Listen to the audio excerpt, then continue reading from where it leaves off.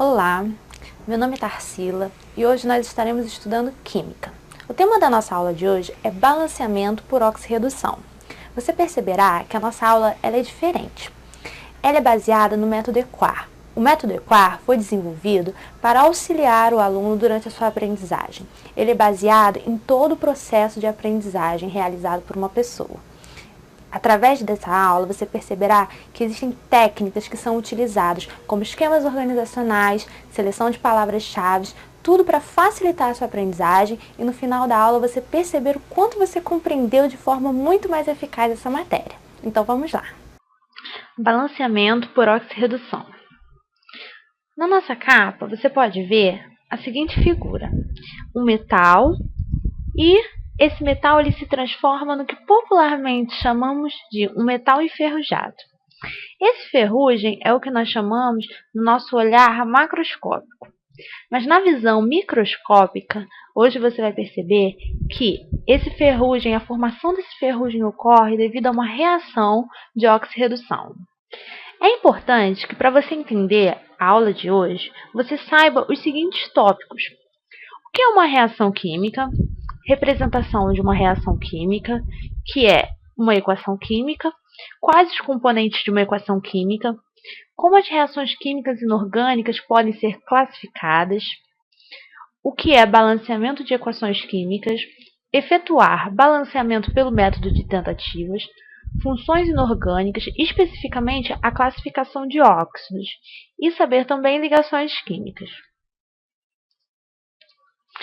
Os objetivos dessa aula é que ao final dessa aula você seja capaz de calcular o número de oxidação de um elemento em determinada substância, definir e compreender o que é uma reação de oxirredução, efetuar o balanceamento de uma reação de oxirredução, reconhecer e nomear os componentes de uma reação de oxirredução.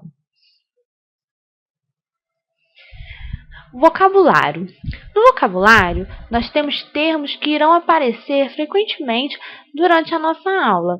Termos que são novos para você e desde já você já vai saber o significado de cada um desses termos. Reação de oxirredução. Reação química que envolve transferência de elétrons entre reagentes. Número de oxidação. É o número que mede a carga real ou a carga parcial de uma espécie química. Oxidação é a perda de elétrons por uma espécie química. Redução é o ganho de elétrons por uma espécie química.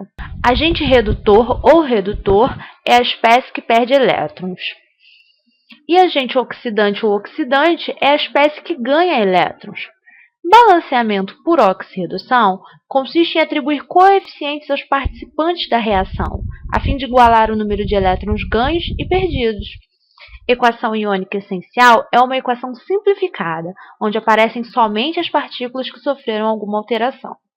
Primeiramente, nós iremos relembrar algumas matérias que você já viu durante o seu estudo de Química. Nós começaremos em transformações da matéria. Você pode pensar, mas o que isso tem a ver com a aula de hoje? Na verdade, como nós estudaremos balanceamento por oxirredução, agora você vai ver, através de esquemas organizacionais, como se chega em balanceamento por oxirredução. Você vai ver que nós estudamos em Química transformações da matéria, e essas transformações elas podem ser físicas ou podem ser transformações químicas. Essas transformações químicas elas são dadas por reações químicas. As reações químicas, você já ouviu que elas podem ser reações orgânicas ou reações inorgânicas. As reações inorgânicas, elas têm uma definição que diz o seguinte: é o fenômeno em que os átomos se separam e se rearranjam, permanecendo praticamente intactos. Quando nós estudamos reações químicas inorgânicas, nós também vemos que elas podem ser classificadas quanto à complexidade ou quanto à variação ou não do NOx. Quanto à complexidade, elas podem ser ou de síntese ou adição, decomposição ou análise, deslocamento ou dupla troca. E quanto à variação ou não do NOx, a classificação das reações inorgânicas pode ser não oxirredução ou oxirredução. Olha só como é que agora nós chegamos nas reações de oxirredução. Agora você já entendeu de onde vem As reações de oxirredução, elas não surgem do nada. Elas têm toda uma origem dentro do nosso estudo de química. Chegando a elas, nós aprenderemos hoje como balanceá-las, que é o nosso foco principal. Nós veremos agora o esquema organizacional global da nossa aula de hoje. No nosso esquema, nós temos reação de oxirredução, nós veremos definição delas, conceito fundamental, que é o NOx, os processos envolvidos de oxidação e redução, balanceamento das reações de oxirredução e casos particulares dentro desse balanceamento. Começando, então, analisando o nosso esquema, nós vemos que reação de oxirredução tem como definição que é uma reação química que envolve transferência de elétrons entre reagentes. As reações de oxirredução, elas são formadas por substâncias com tendência a doar elétrons e substâncias com tendência a receber elétrons. Como existem substâncias que ganham elétrons dentro dessa reação e substâncias que perdem elétrons, logo elas são reações que envolvem transferência de elétrons entre os reagentes. Só que nem sempre é fácil perceber pela equação química que uma reação ela envolve transferência de elétrons. A nossa percepção ela será facilitada pelo conceito de número de oxidação, que nós chamamos de NOx. O NOx é um conceito fundamental dentro da reação de oxirredução. A definição de NOx é que ele é o número que mede a carga real ou a carga parcial de uma espécie química. O NOx ele é o número que mede a carga real. Essa carga real ela é proveniente de uma ligação iônica.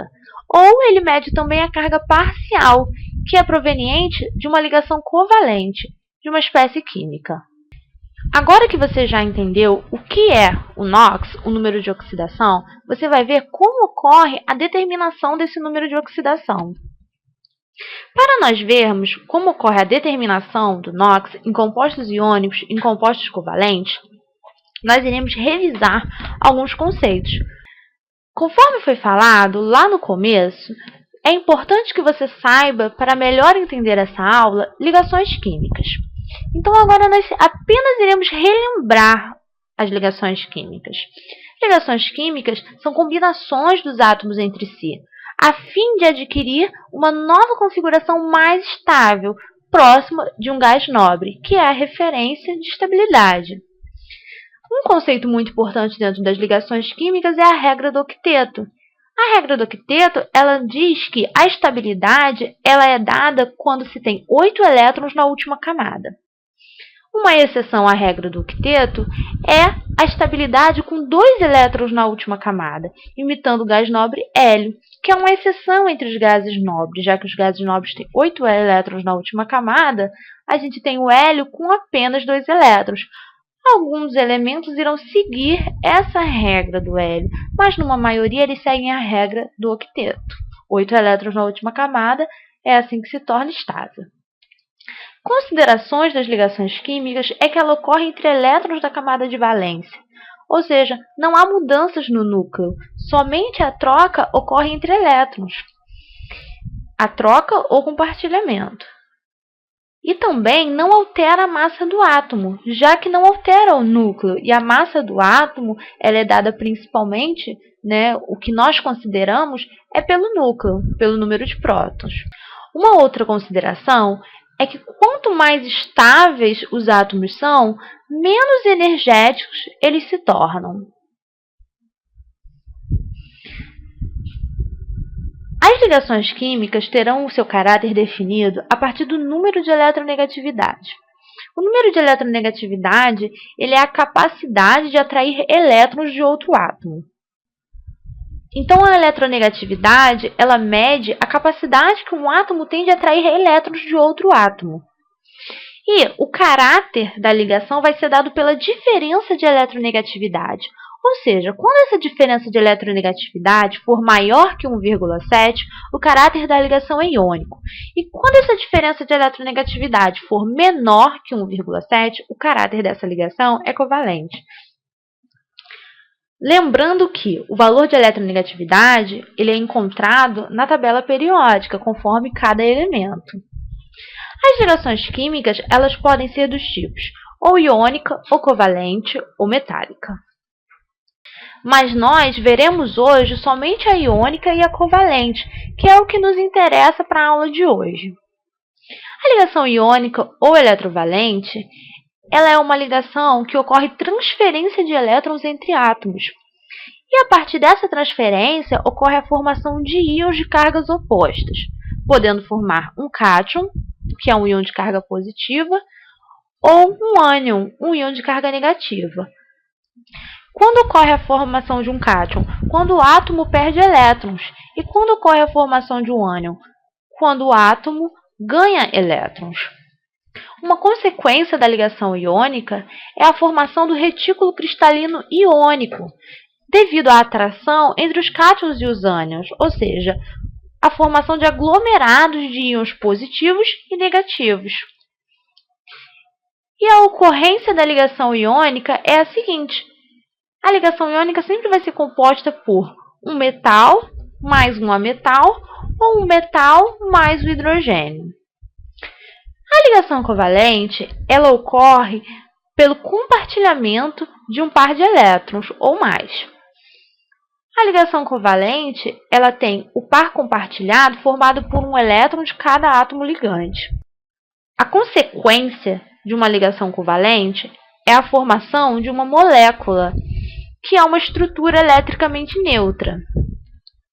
E a ocorrência da ligação covalente é que a molécula sempre vai ser formada por ametal mais ametal ou por ametal mais hidrogênio. Agora, voltando à nossa aula, agora sim nós podemos entender como ocorre a determinação do número de oxidação dentro dos compostos iônicos e dos compostos covalentes. Nos compostos iônicos, o NOx do elemento é a carga dele no composto, ou seja, o seu íon. E dos compostos covalentes, o NOx negativo será do elemento mais eletronegativo, aquele que tem maior atração sobre os elétrons, e o NOx positivo será o do elemento menos eletronegativo, aquele que tem menor atração sobre os elétrons. Então, vamos à determinação do NOx. O NOx em compostos iônicos, ele exprime a carga real da espécie química. Vejamos o exemplo do composto formado de magnésio e oxigênio. No magnésio, nós temos que ele é um elemento da família 2A. Se ele é um elemento da família 2A, ele tem 2 elétrons na sua camada de valência. Logo, ele vai formar o íon 2+. E o oxigênio, ele é da família 6A. Logo, ele vai ter na sua camada de valência 6 elétrons. E ele vai ter tendência a ganhar 2 elétrons, a fim de completar 8 elétrons na sua valência, né, em busca da estabilidade.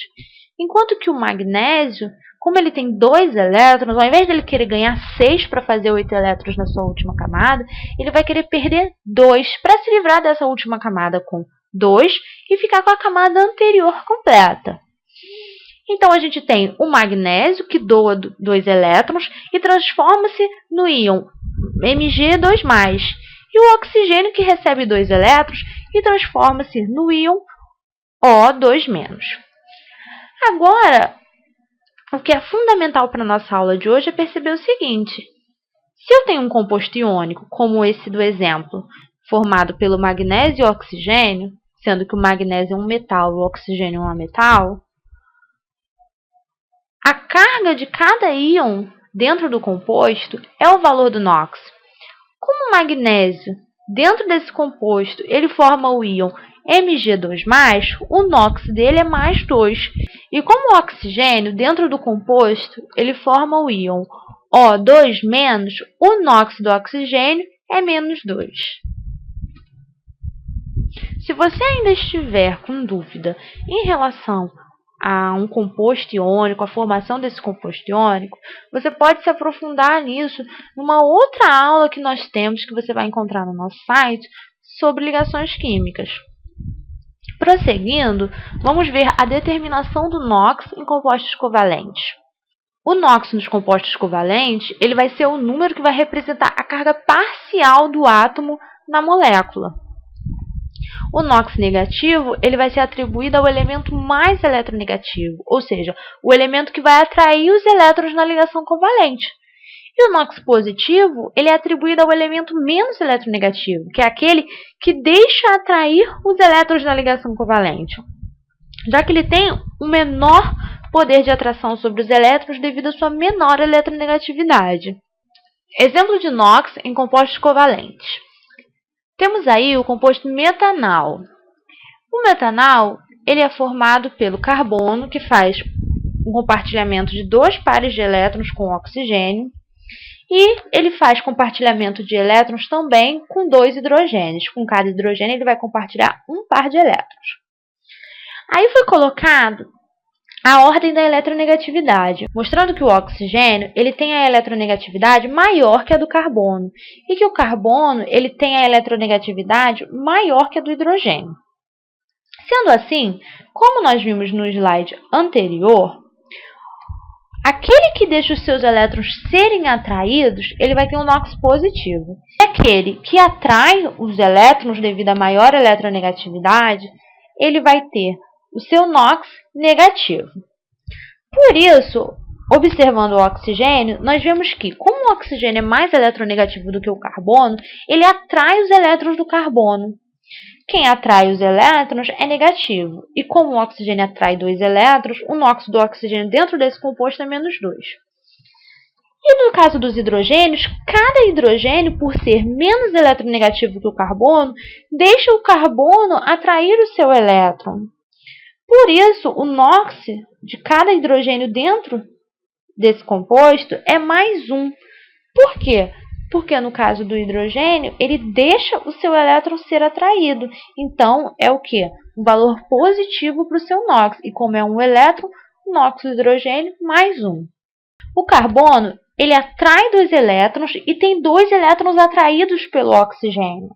Como ele atrai um elétron de cada hidrogênio, a gente pode considerar essa atração, que é uma eletronegatividade maior, como um valor positivo. Então, a gente diz mais 2 na hora de colocar o NOx do carbono, devido a esses 2 elétrons que ele atrai dos hidrogênios. Mas como do oxigênio ele não consegue atrair 2 elétrons, pelo contrário, ele deixa os seus elétrons serem atraídos, quando isso acontece, o valor é negativo. Então, menos 2. São 2 elétrons que ele deixa ser atraído pelo oxigênio. No final das contas, o NOx do carbono vai ser mais 2 com menos 2, que vai dar 0. Então, o NOx do carbono dentro dessa molécula vai ser 0.